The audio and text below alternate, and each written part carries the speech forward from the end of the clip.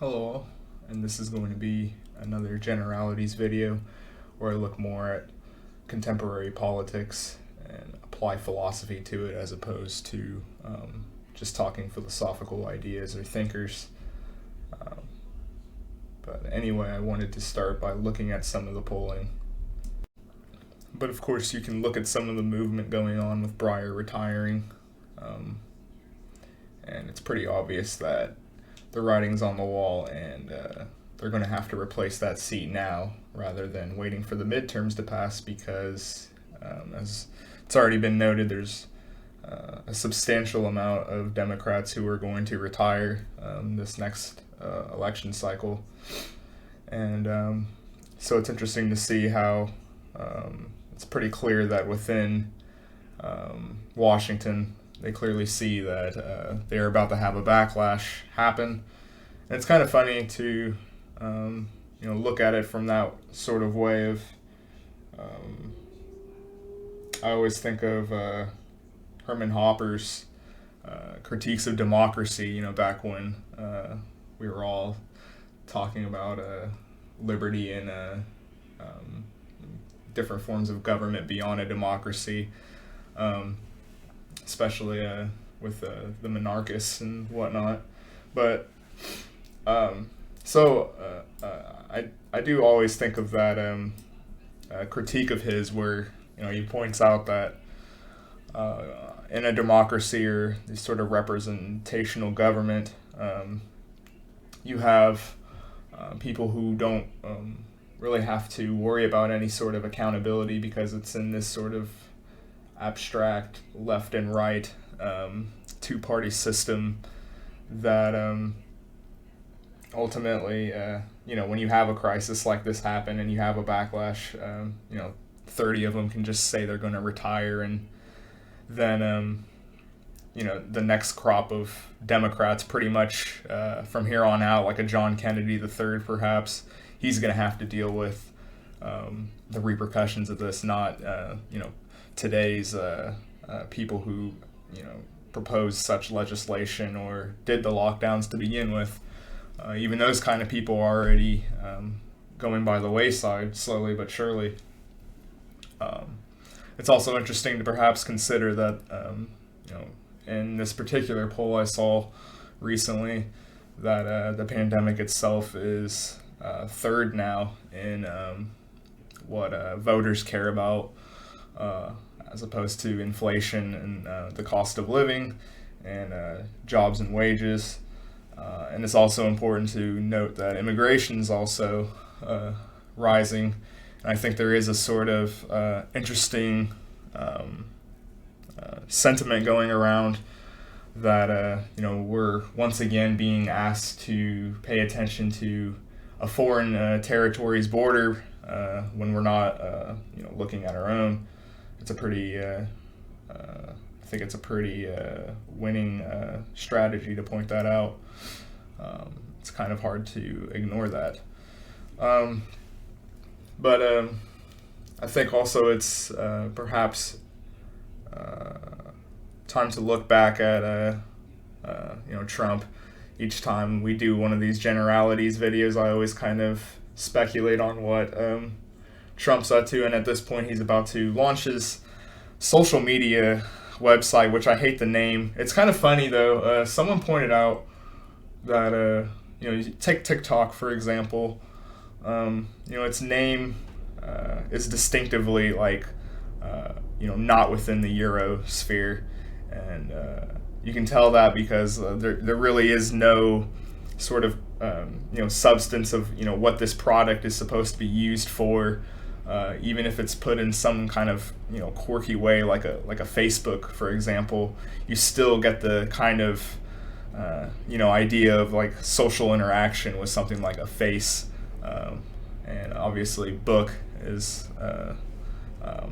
tied into that with taking information from your peers or something like that, or connecting with them.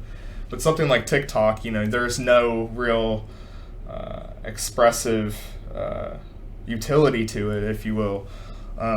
Just from the name alone. It's kind of it was a really astute point out that someone made. I wish I could give him credit, but Anyway, I did want to say that Trump is, I think it's like a 99% chance unless health comes in, which he looks healthier now than he did in office for sure. He's probably going to not only run again, but he's probably going to win, and I think most people on the inside are prepared for that. He does seem to have the Grover Cleveland backing, if you will. And this is probably on the inside of, when Trump was probably asked to, go away for 4 years. As part of that, it's probably along the lines of, if you come back, you'll probably win and get it in 2024. And so, wait your turn. Don't, radicalize or, Fed post too much. You can't even Fed post, you're banned anyway, so, but I do think it's probably in the works that he's told to keep quiet and wait his turn, but that's just me. But it is kind of interesting to see how some of the seeds are being planted, though, if you don't believe that. And you can see the optics towards voting rights and minorities being invoked, and this will probably be used as an explainer, in addition to Biden's just bad performance in general, which in many ways will probably a better explainer for the outliers of 2020 and bellwether counties, Hong Kong. But this will probably be a really good explanation for why 2020 will look so different from 2024, at least on the the back end of the presidential election, I should say.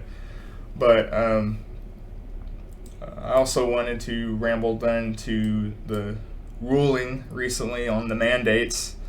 I think the kind of carrot and stick method that they used of putting up 100 million Americans for a potential mandate, and obviously having that struck down, which wasn't really a big surprise to me. I think many people saw that that was extremely ambitious, but that really kind of goes into the point of what legislation that's put in such a far-asking position that's likely to get shot down will still nonetheless move power in that sort of way. And we see all that with the healthcare workers. There's still a mandate for 10 million people, according to it, and that wasn't there before. And I don't think that we should just leave these people out to dry. And it's pretty sad to see. It's also interesting to perhaps look at, the public opinion of, branding and the sort of cancel culture dichotomy at hand, if you will.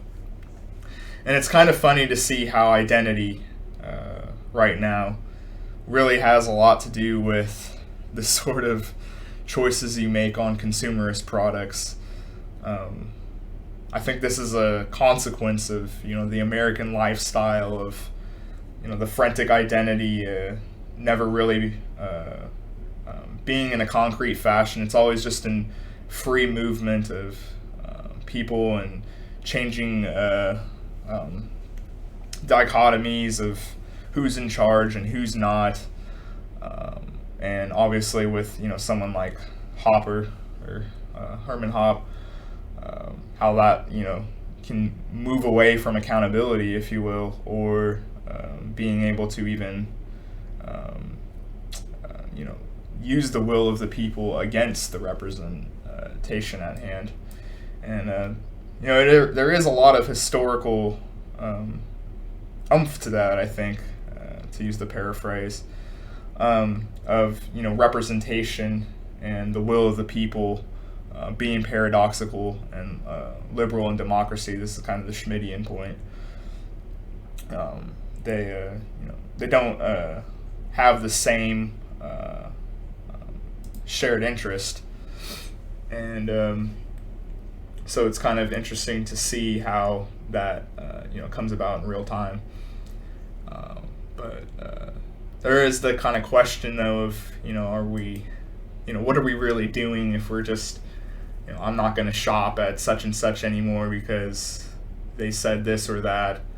But what? But is the alternative much better though? Should we be giving money to people who don't have our best interests at heart, even if we don't believe necessarily that my minute purchasing power will really change anything. But I think there is something to actually still living for those values in and of itself, though. Yeah, it might not change anything in the greater structure at hand, but I think there is something about staying true to yourself and not having to deal with more intersection of your own sort of ideas and sustainability on its own. I think the less the better, But there is a sentiment that kind of has a sort of an intersection, though, that I wanted to talk about because I thought it was actually a really fun discussion that I saw on some of the spheres around here.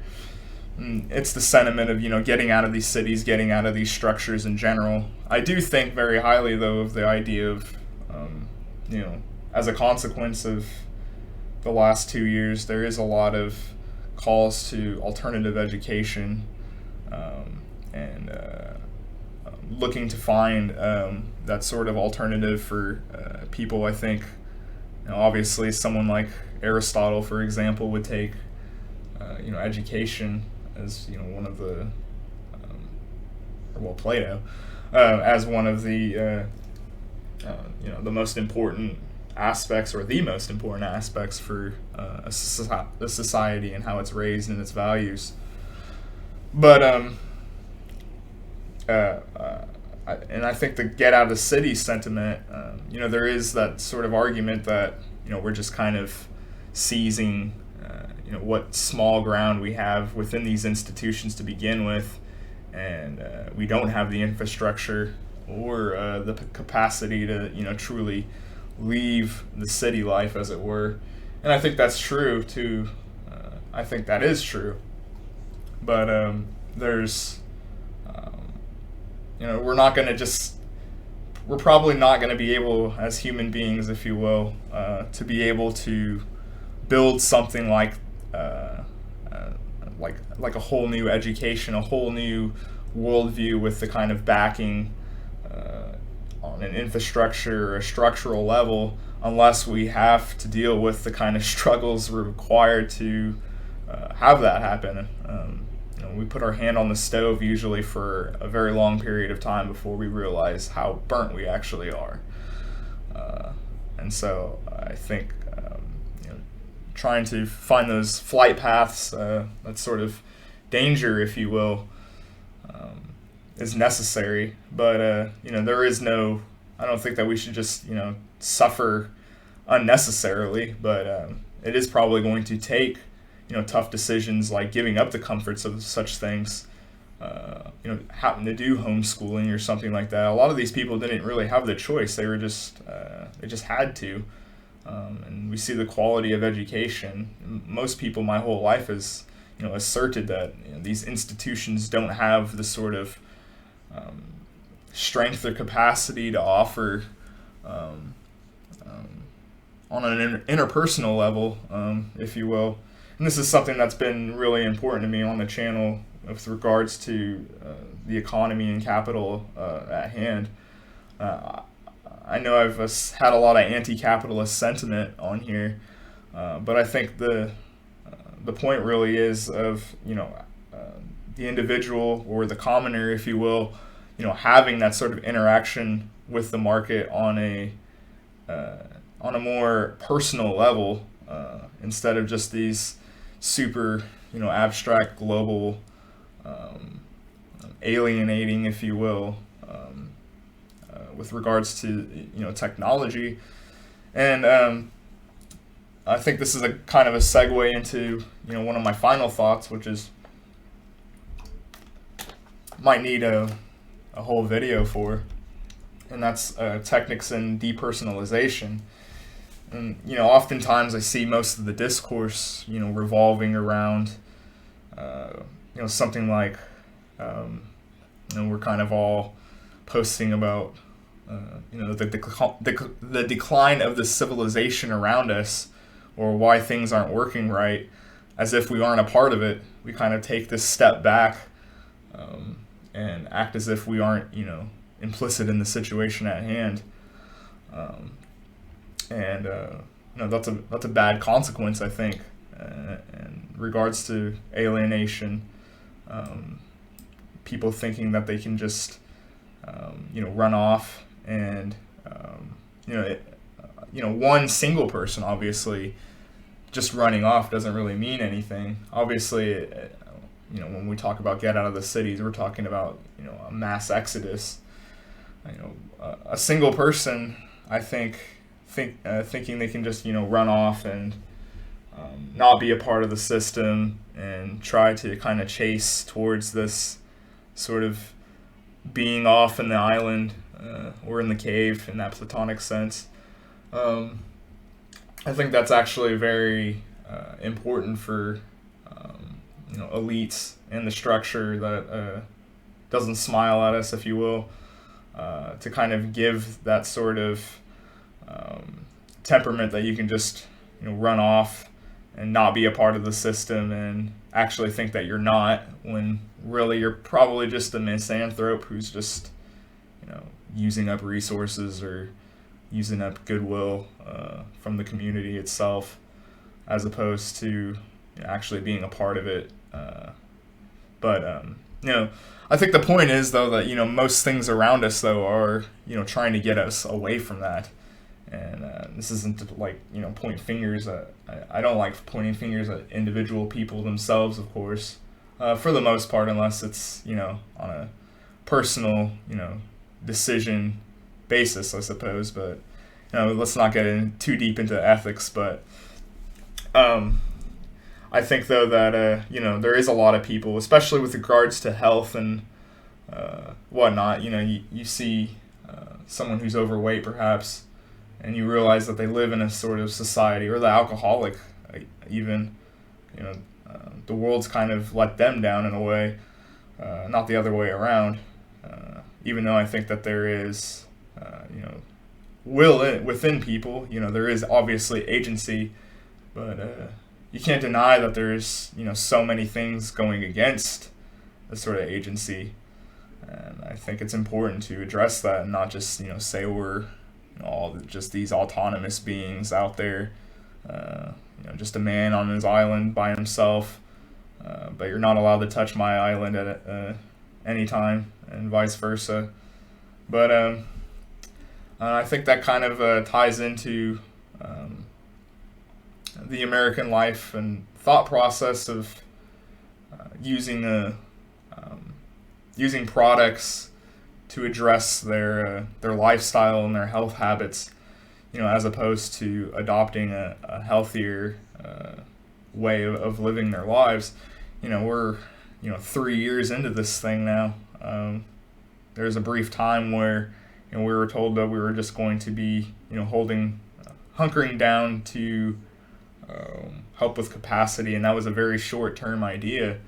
But now that you're 3 years into it, right, for many of these people, you have to kind of look at the wall and realize that you need to take initiative for your own health with regards to this.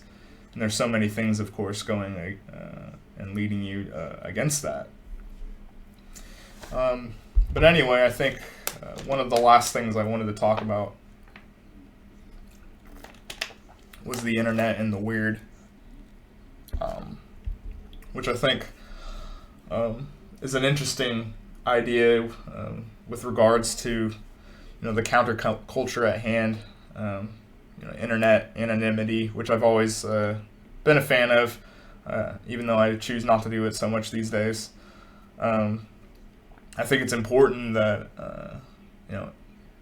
Anonymity in a lot of ways, has a lot of historical findings, and some of the kind of Buddhist authors, if you will, they didn't have the sort of penmanship of tying everything that you say to your word and the sort of Anglo tradition that we have here. They're much less about sort of identity of who wrote this and those giant sort of tomes, if you will, as opposed to the ideas themselves and what they represent to those people at the time. And I think in a lot of ways, internet culture, does that. We're trying to find good posts. We don't really care who the person really is, and in a lot of ways we don't really want to know, because there's a lot of romanticism towards just having someone say what you want, and I think that that is kind of a dangerous thought. A lot of people do want to go on the internet just to hear what they want to hear, and then there's a lot of people too who actually get off on antagonism and try to find those kind of people and give them a shake. It's kind of funny to see how that kind of dynamic works out. But what I really wanted to say though is there is that sort of noticing of the counterculture of everyone's kind of getting banned or kicked off of these main platforms that was considered the backbone of the internet in the last decade. Are we just to assume that this is just all done out of bad faith and incompetence to start creating audiences on more off-brand demands for that sort of content? A lot of the times now, as we've seen, you can't just delete someone off of the internet. Sure, you can destroy the size of their audience, but the idea that you're just lost forever, I don't think that's true as much as it was maybe 5 years ago. And I think people forget about that a lot. There is slowly but surely creeping up. I mean, look at my channels. I'm a nobody on here, but my BitChute viewership is much higher than anywhere else.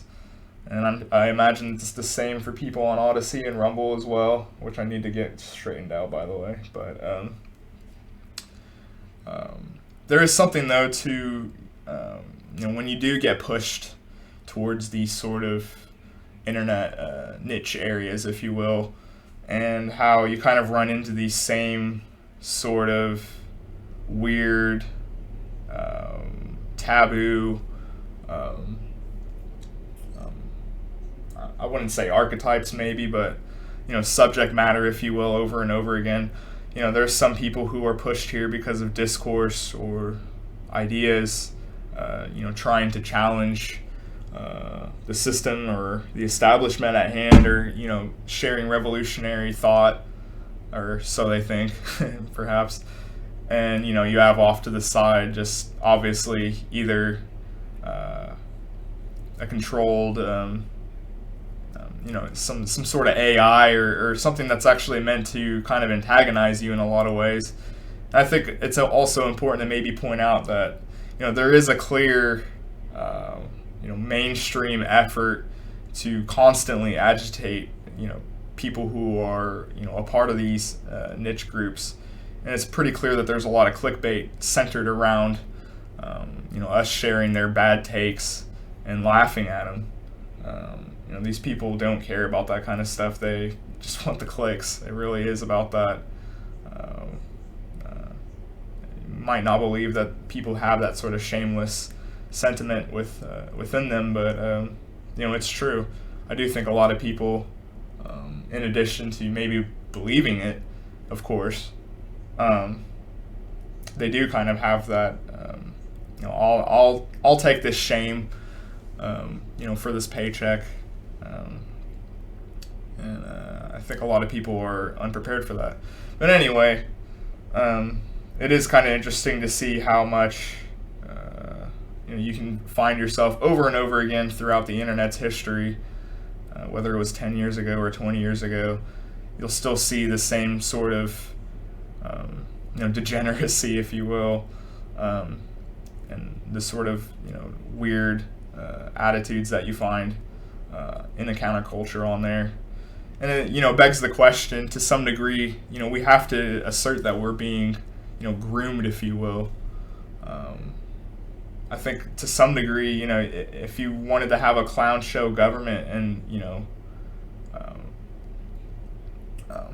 wanted to one day break down slowly, if you will, over a couple generations, towards a different way of doing statehood, if you will, then making this government as clownish and cartoonish as possible, if you will, I think would be important. That sort of frog boiling method, if you will, of the slow burn towards culture at hand, to slowly but surely push the dialectic back, if you will, towards people saying, all right, I'm fed up with this, enough of this, we have to change.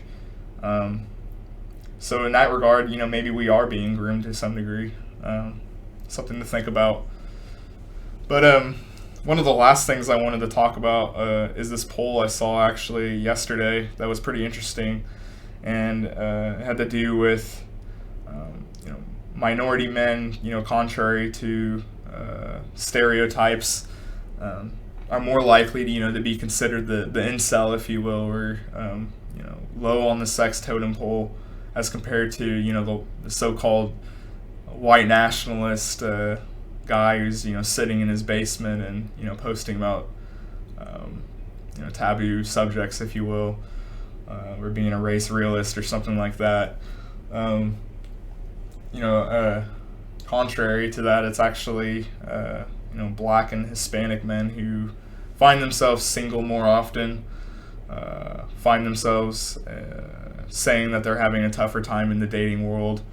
And it's kind of interesting to see that this poll kind of goes contrary to what a lot of people who, not just obviously on the left, like to try to meme on, but people on the right as well, they always have asserted in similar fashion.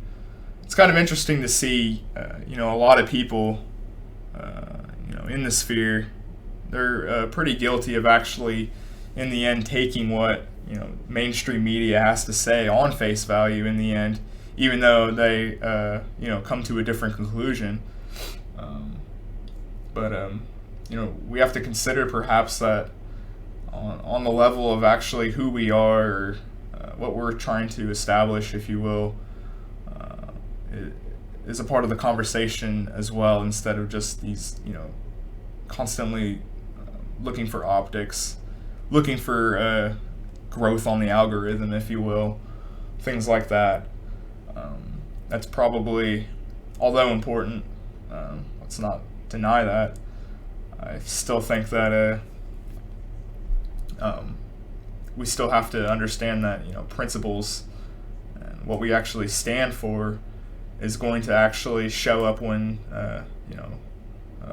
situations actually happen or events happen, that sort of philosophical way that we look at things now in the 21st century. But just to wrap up, I suppose, with on the geopolitical, looking at how it seems now today that it's being asserted that if Russia was to cross into Ukraine, they would just get it, which is something that I actually argued that if they actually do just sort of go in there, I really don't think that they're going to find much opposition actually at the end of the day, outside of the sanctions or whatever the case may be. But will they actually do it? That's pretty interesting. But I just wanted to wrap up another Generalities video. I haven't done one in a really long time, and I'm sorry for that. But hope you guys like and consider subscribing, and watch some of the philosophy channels, or watch some of the philosophy videos on this channel. But yeah, guys, thanks for watching.